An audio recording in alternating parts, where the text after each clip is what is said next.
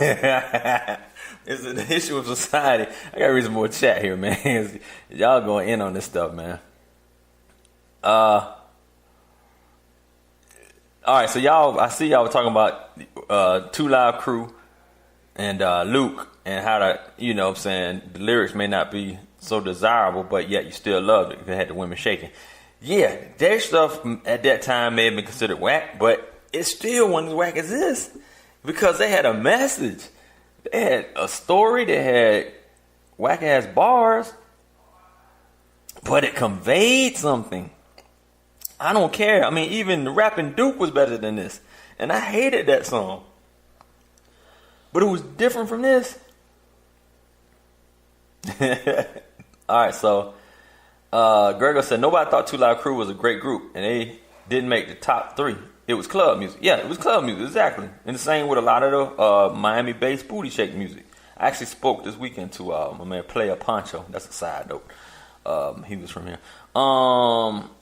Jay Fish said, no way he wrote those lyrics. I would pay to see what that looks like on paper. Yes, I would like to see what that looks like on paper. Gregor says, see, for me, I have a 12-year-old daughter that loves to do the dances those boys do. That look like they are made for girls, so I hear it, but tune it out too. Yes, those songs.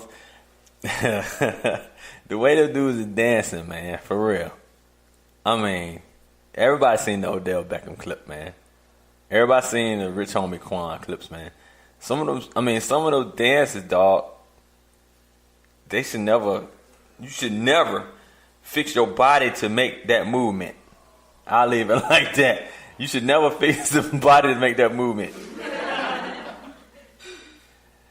You know what I'm saying? For real. Never. All right. Team said, no, I mean economics from the perspective of the artist. It's a return on investment quickly and then marked for sales or residuals. The producers make money. They're selling beats without regards to talent. The idea that talent will sell is a fallacy, just like black quarterbacks being promoted on ESPN. Hey, you gotta get applause for that one. I agree. I totally agree, man. That right there, that's a full hearty statement, man. A full hearty statement that, you know, required a lot of good thought, and you get kudos for that one there. My man C-Mac said all of these songs have the same beats per minute. Did I give you a shout out, C-Mac? Yo, what up, C-Mac? Welcome to the Kicking It with KC show. Sluggo said our music is being socially engineered and it's working.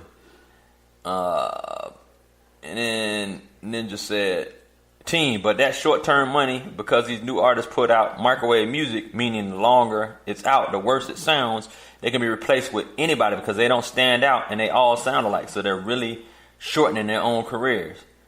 You know what? I ain't going to do the clause again, but right on again. My man Ninja had an awesome point on that. He said Snow was better than that. That is correct, man. Snow was better than that. Let me, y'all got a lot of chats, so let me progress on with what I was saying here. I can't do like you, Chief, man. Have about 2 hours of chat and be like an hour behind on that chat because there's so much chat in there. I can't read all the chat, but y'all continue to discuss this because it's crazy, man. It's for real. It's crazy. Where are we with music? Even people who deem somebody great. You got a talented rapper / producer like Bryson Tiller or whatever his name is, Bryson Tilson. I'm calling him talent because he makes music. I don't really necessarily like all his music, but he flips some pretty good beats, and he sampled some pretty cool stuff the way he flipped his sample. But when I listen to this dude, he's all right. Drake came out first, so he's kind of emulating the same style as Drake. He has not stood out, but now he's Drake with auto-tune. You know what I'm saying? These guys don't have their own lane. They don't have their own lane. So Bryson cleaned up on a couple of these awards, Soul Train Awards and maybe the American Music Awards. But listen, Bryson, pick a lane, man, and go down that lane. When everybody going right, don't be afraid to go left. You know what I'm saying? I talked to a dude yesterday I interviewed him. I'm going to put that interview together. He was at the MBE conference last night. And he said if he saw 98 people go one way and he saw 2 other people go the other way, he going to try to go find out what those 2 people know and why they going opposite, why they going the other way. You know what I'm saying?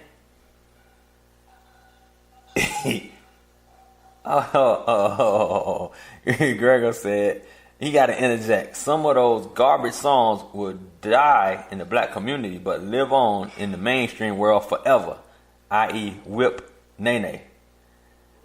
Listen, Whip and Nene was bad, but it wasn't that bad. Whip and Nene still, it was like Joski's loves the Pee Wee Herman dance. It was like that.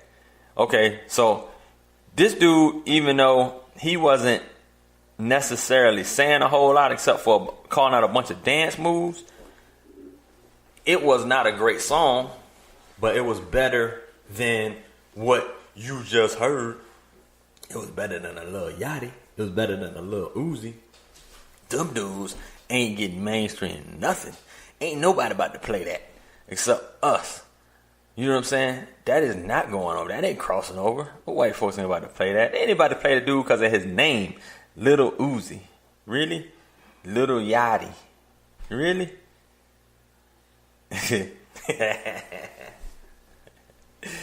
That designer went pop. I heard it on the whatchamacallit, as whack as it is. but that's not a sign of success. Don't get that wrong. Don't get that twisted. That's not a sign of success. It's just because you went pop, you succeeded. You know what I mean? Not at all. Oh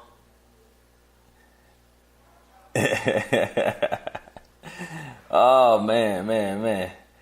What else? Yeah, Gregor said he ain't gonna speak negatively on B Tiller. I'm not gonna speak negatively on B Tiller either. I'm just saying B Tiller he isn't picking his own lane. I listened to an album because my sister-in-law said, hey, I want you to listen to this awesome artist.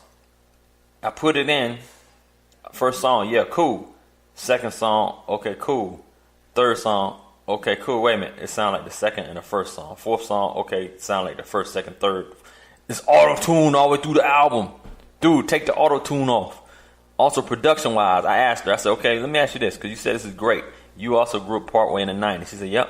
And I said, okay, this is considered R&B artist, right? She said, yep. I said, how does this compare to Jodeci? She said, it doesn't. Okay, so why is he so great? He ain't as good as Jodeci was. Is he good as Blackstreet? Nope. Is he good as Albie? Nope. Is he good as Keith Sweat? Nope. I'm just saying. What are you saying, Kesey? It's different times. It's time to step away from the norm. We don't have an artist that's stepping away from the norm. We actually do have artists that step away from the norm, but they're not promoting it. That's that little chick, the internet, that went left was hot. When the group, the internet, I don't know the lead singer's name, but that song was hot. The girl, whatever the name of it, that was hot. But are they being promoted correctly and right on all stations? No. You had the vibe, the internet vibe had to push them to the forefront. You know what I'm saying? I mean, for real. Oh, man, let me see. All right. I did designer. All right, lastly. I'm following it up with your boy, Jeffrey, who is just as bad, but is the top of these dudes. And what I mean by that is, okay, he's got Quavo, Offset, and Young Scooter, another young little dude. Okay, but here's Jeffrey, a.k.a. Young Thug.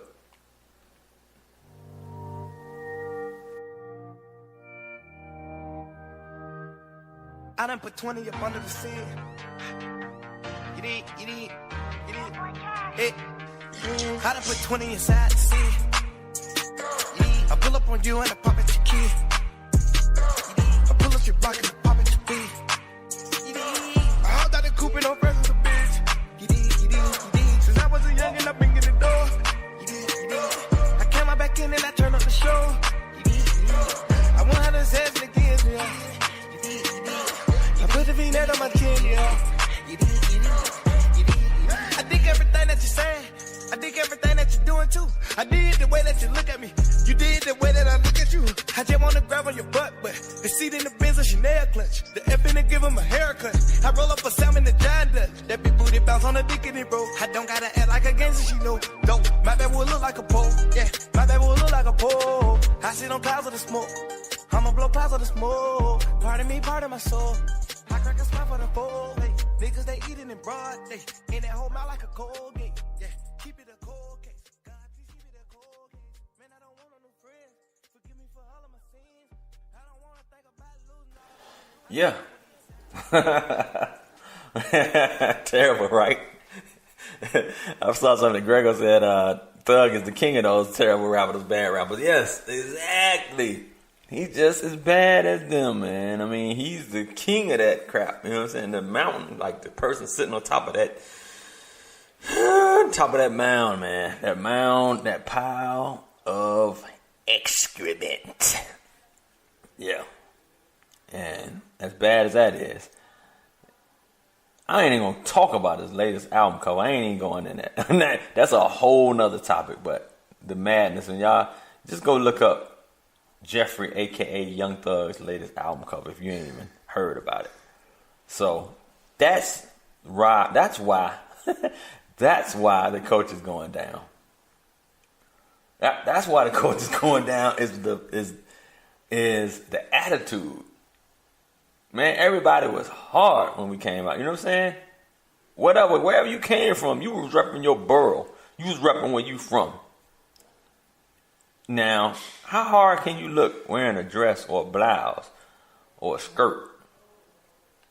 For real. Ain't nobody taking you seriously. I mean, really. Are they? Are they? No. Not at all. Not at all. You know what? Gregor just said something. Said Erykah Badu said Thug's album cover reminds her of Andre 3000 style back in the day. You know what? This is what, if Erykah Badu said that, this is what she gets.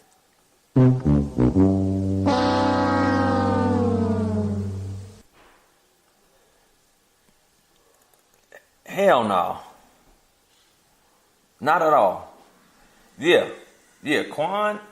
Young homie Quan, rich homie Quan. Yeah, rich homie Quan is bad too, man. Rich homie Quan is bad too. And I had one. I had one of them too. But I ain't gonna keep subjecting y'all to these dudes' bad music here. I don't even see them. When I actually downloaded one of them when he was freestyling. I can't remember whose show he was on. He might have been on 97, but yeah, it was bad too, man. It sure was. Now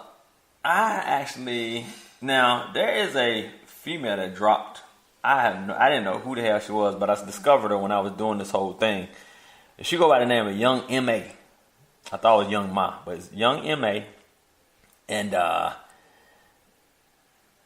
she is a female. I'll just say a female man.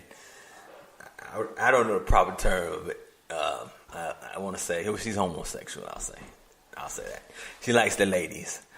So I want to be correct, politically correct in the way I say it. But she got some bars. I seen her. She's been spitting with Styles P, Jadakiss, etc. So I said, okay. When I saw that after, that's okay. Yeah, she must be pretty official then.